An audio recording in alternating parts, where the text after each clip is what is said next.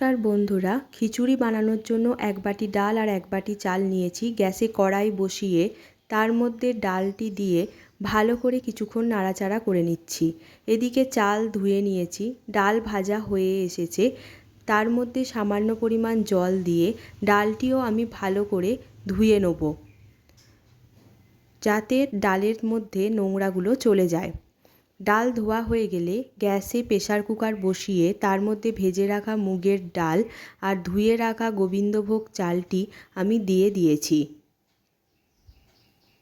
তার মধ্যে কিছুটা পরিমাণ জল দিয়ে সামান্য পরিমাণ হলুদ গুঁড়ো দিয়ে ঢাকা দিয়ে দেবো।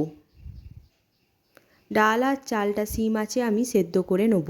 এদিকে গ্যাসে কড়াই বসিয়ে তার মধ্যে তেল দিয়ে জিরে ফোড়ন দেবো, শুকনো লঙ্কা, তেজপাতা, গোটা গরম মশলাও ফোড়নে দিয়ে দেবো। ফোড়ন হয়ে আসলে আদা বাটা, জিরে গুঁড়ো, ধনে গুঁড়ো, হলুদ গুঁড়ো দিয়ে দেবো। কিছুক্ষণ ধরে কষাতে থাকবো যতক্ষণ না পর্যন্ত তেল ছাড়ছে।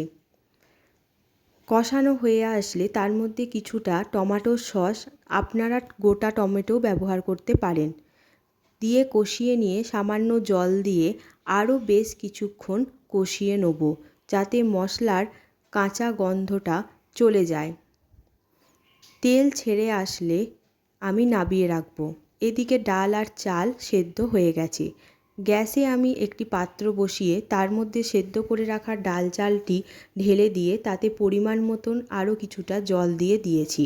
এবার তৈরি করে রাখা মশলা এর মধ্যে দিয়ে দেবো। ভালো করে নাড়াচাড়া করে দিতে হবে, যাতে তলাতে লেগে না যায়। সিম আঁচে বেশ কিছুক্ষণ হতে দেবো। পরিমাণ মতো নুন চিনি এই সময়তেই দিয়ে দিতে হবে।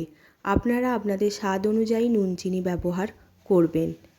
আপনারা এর মধ্যে কাঁচা লঙ্কাও দিতে পারেন, ঝাল যেরকম খাবেন সেই রকম বুঝে। এইভাবে খিচুড়ি রান্না করলে খুব সহজেই হয়ে যাবে। বর্ষার দিনে গরম গরম খিচুড়ি খেতে খুবই ভালো লাগে।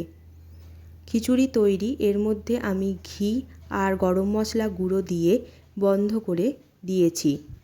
এদিকে পটল আর আলু ভেজে নিয়েছি। গরম গরম খিচুড়ির সাথে পরিবেশন করুন।